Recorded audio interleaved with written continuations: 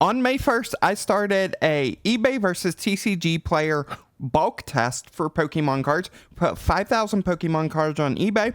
We put 5,000 bulk Pokemon cards on TCG Player, and we're kind of putting them head to head to see if it is at all viable to sell true bulk cards on eBay. Now, these are all going to be non-holo bulk cards. I did put some reverse holos, but we're tracking those in a separate list. But we will kind of cover what I sold on that side of it this week as well. Spoiler alert, this was a really bad week, especially on the eBay side. So let's go ahead and let's start with TCG Player first. And we're going to go over the results. So TCG Player, we ended up selling 27 cards this week out of those 5,000 that we had listed. We had an Ignition Energy. That was just a single order there. So unfortunately, when we look at these, our profits aren't the greatest on those. We kind of look at the net amounts here. When we get those single orders, we're basically only making 7 cents off that single order. But somebody did come in and buy 5 Risky Ruins. So that order, you can kind of see what we got. We ended up with 9 cents per card there. So we ended up profiting 46 cents rather on that order. And then somebody came in and bought 4 of Team Rocket's Transceiver from Destined Rivals. Once again, that kind of helped us out there with a 32-cent profit on that order. And then Xerix Machine Nauseous from Shrouded Fable.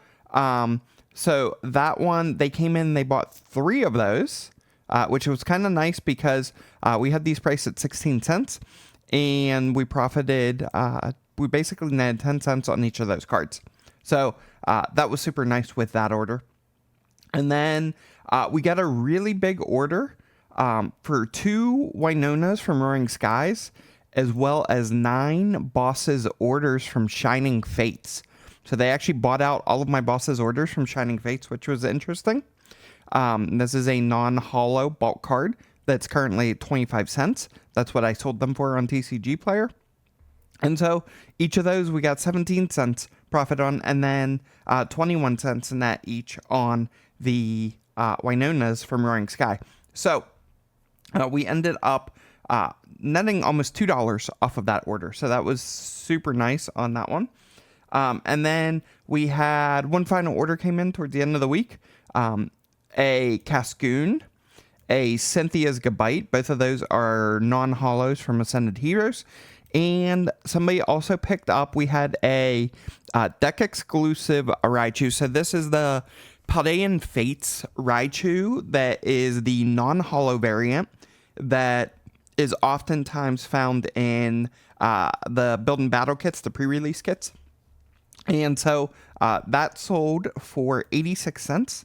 So we made out 80 cents on that card. So that was super nice. And then we made out 14 cents on each of the Ascended Heroes comments.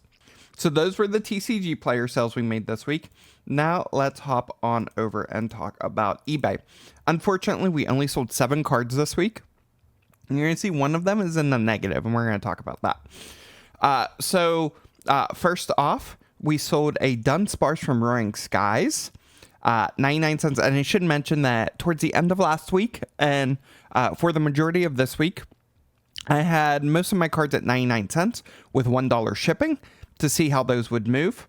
And so this one, you're going to kind of see that. So 99 cents, $1 shipping. And we ended up with a net of 37 cents on that one. Then we sold a Wigglytuff from Fusion Strike. Again, 37 cents on that one.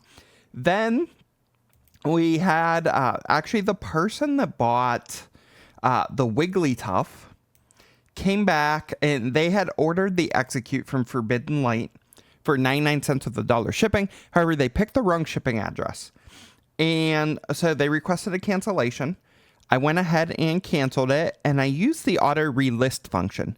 When I did that, it did not retain the shipping policy that I had set on that listing previously, but instead it used my default shipping policy, which was still free shipping. So unfortunately, when I relisted that card, it got relisted 99 cents, no shipping.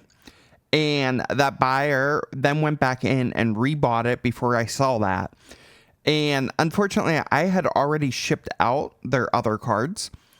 This was kind of the tail end of the day. I wanted to get some cards out. And so I saw his cancellation request. I went ahead and canceled it, waited a bit, didn't see anything come in. So I went ahead and shipped out his other cards. But then he came back in, actually, while I was at the post office, saw the order come in, and he ordered it. Unfortunately, it sold for 99 cents, zero shipping. It cost us 74 cents to ship, plus the 20 cents in packing materials, plus a 43-cent order fee. So we actually lost 38 cents on this order, and because of our cost basis being just under 4 cents on that bulk order, we actually lost a total of 42 cents on this order. So unfortunately, it was my mistake for not validating the shipping policy, but just something to keep an eye out. Unfortunately, that was a forbidden light card, so we could have sold that for 99 cents on dollar shipping, but we made a mistake. It happens. So I didn't cancel his order or anything. I took it as a loss, went ahead and shipped out his order. Next up was a Vaporeon from Plasma Freeze.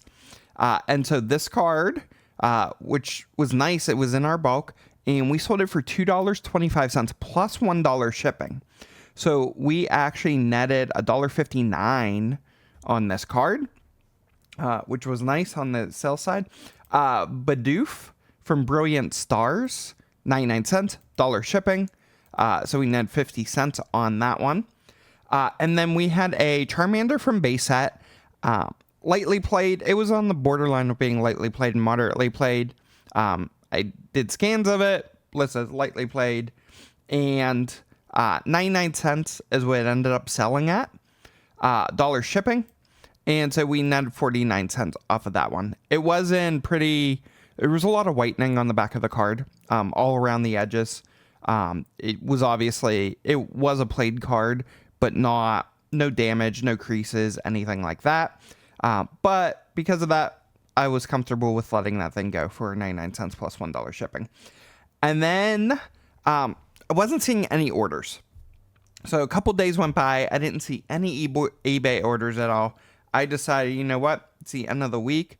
I'm going to change everything back to what I had it before. And I switched most of my listings back to $1.99 with free shipping. And we're going to let that ride out and see how that does. And the reason I'm doing this is because that allows me to decrement the price a little bit. So when you're at 99 cents, that's the floor that you can list on eBay, period. You can never take an item lower than 99 cents. So if somebody's watching it, I can't send them an offer saying, hey, I'll sell this to you right now for 89 cents. You just can't do that.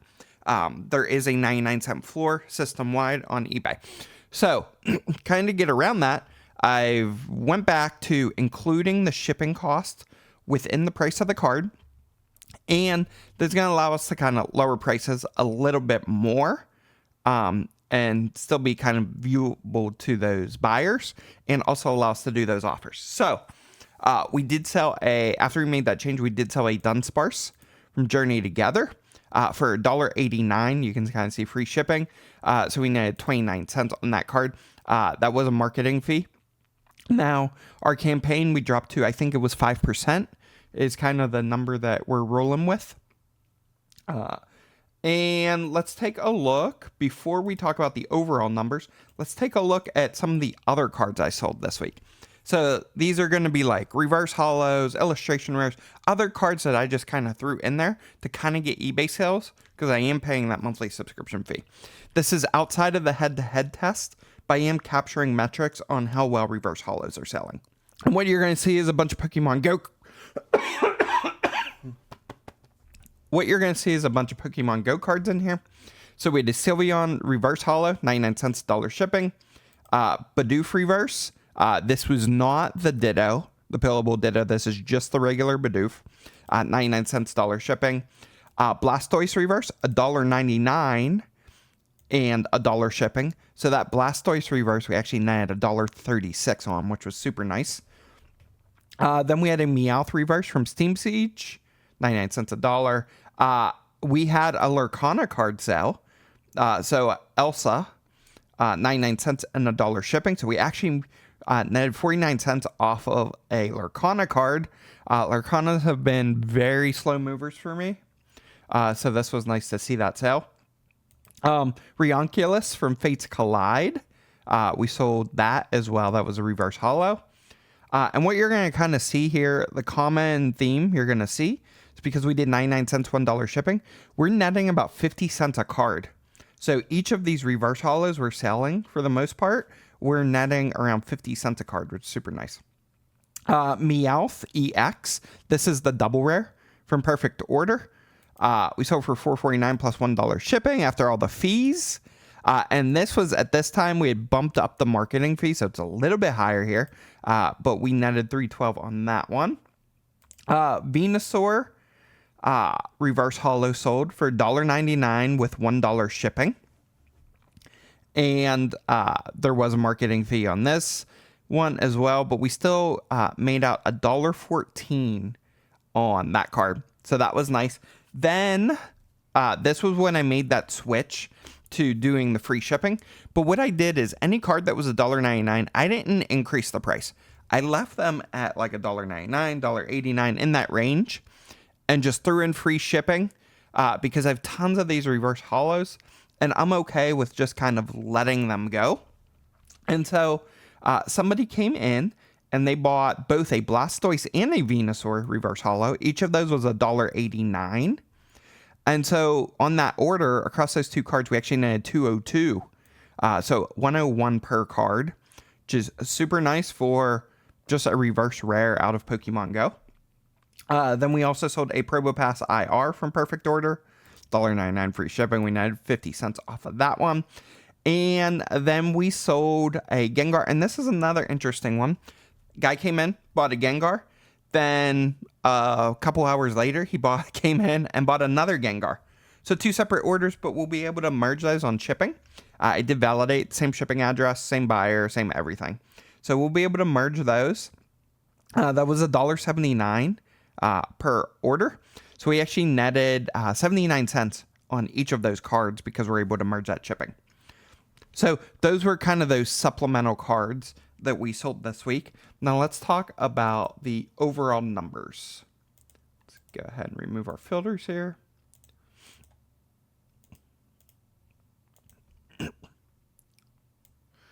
All right, so what our overall numbers are looking like for this week, you can kind of see on the eBay side, 7 cards sold, $9.09 on the price, but our net after shipping, after all the fees, after everything, is $3.23.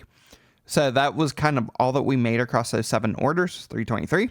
Now, those supplemental cards I talked about, the reverse holos and all of that, those sold for $23.76, and we made $12.64 off of those. On the TCG player side, we sold significantly more cards, about the same amount of orders, but just more cards in those. The price on those was $6.08. Our net was $4.23. Now, if we take a look at that breakdown, right off the bat, you're going to see, TCG player. Obviously, we netted more than we did eBay.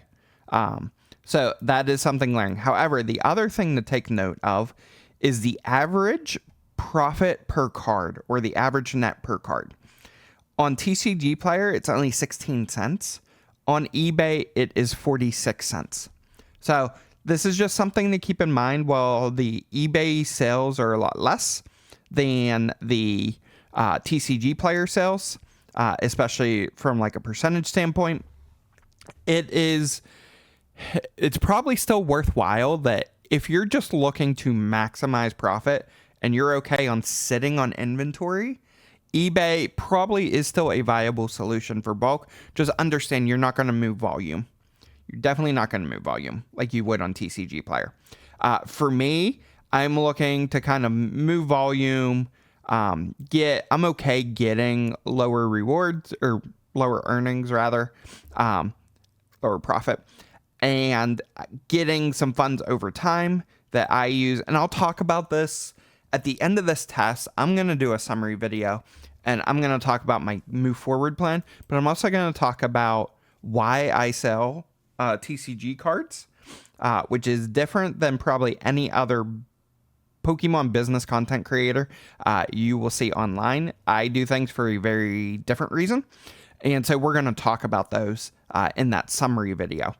But for the weekly test, we're just going to stick with what the numbers look like.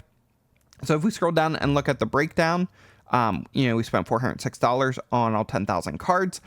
And to date, our card value that we've kind of made back is $248. We spent $27.95 because we have that eBay store for 1 month so far. We're still in the negative $185. So our GP is negative 45% right now. If we take a look at the average profit per day, this is a little bit of an interesting figure. And as things get slower and slower, this goes down and down and numbers look worse. But as of right now, we've been averaging $2.65 profit per day. Obviously, that is going down and down.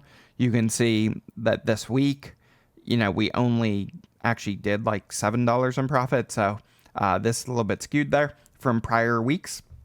But our 3-month projection is after 3 months, if this sustained, we would be looking at $222. We did that simulated buy earlier of $187. These are cards that I outright bought from the collection, or from the 10,000 that I needed for my personal collection. So that is still revenue in my mind. That puts a 3-month projection at $3.72 profit. What this means is if things sustained how they were going the first couple weeks, then we would have made all of our money back in 3 months. Now let's talk about TCGPlayer versus eBay, what things are looking like. So to date, since the start of this test, so this is 3 full weeks, TCGPlayer, we've netted $20.51. eBay, we've gotten $40.41. However, we have that $27.95 subscription that we need in order to list that many cards. And so we only have a net of $12.46 on eBay. So as of right now, 3 weeks in, eBay is still underperforming TCGPlayer by 39%. And this is mainly because of this fee. Now you could say, well, you can knock that fee down to, I think it's like $23.95 or something like that if you pay per year, if you pay in advance. If we did that, we're still looking at TCGPlayer outperforming by 20%. So, but for me, because I'm taking this month to month, haven't decided what my move forward path on eBay is going to be. I am not prepaying for a whole year of subscriptions when I may only use it for a month or two. So this is kind of what the numbers look like right now. Again, TCGPlayer is still outperforming it, but we'll see how it lays out. Again, we still have another week left in the month. Unfortunately, once we get past that week, we're going to get hit with another $27.95 charge for the month of June to maintain our inventory over there on eBay. So something to keep in mind. This is something that we'll keep an eye out. Next week will be our month recap. In fact, we're fortunate enough, the 31st falls on Sunday, week from the recording of this video. So on the 31st, we will do our full month recap of what our numbers look like for 4 weeks of selling on eBay and TCGPlayer. Again, purely bulk Pokemon cards, non-holo. However, there are a bunch of varying eras in here. So there are older cards. As you saw, we sold a non-holo for $2.25 plus $1 shipping, so $3.25. There are cards that have a little bit of decent value in this bulk, but it's not going to consist of reverse holos, things that you may get if you're buying bulk. I just want to see the majority of the bulk that I have that I offload are duplicates. They're packs that I open. And so this test is purely to see whether it's worthwhile to pay for the eBay subscription to sell bulk, or whether you should just keep that bulk on TCG Player.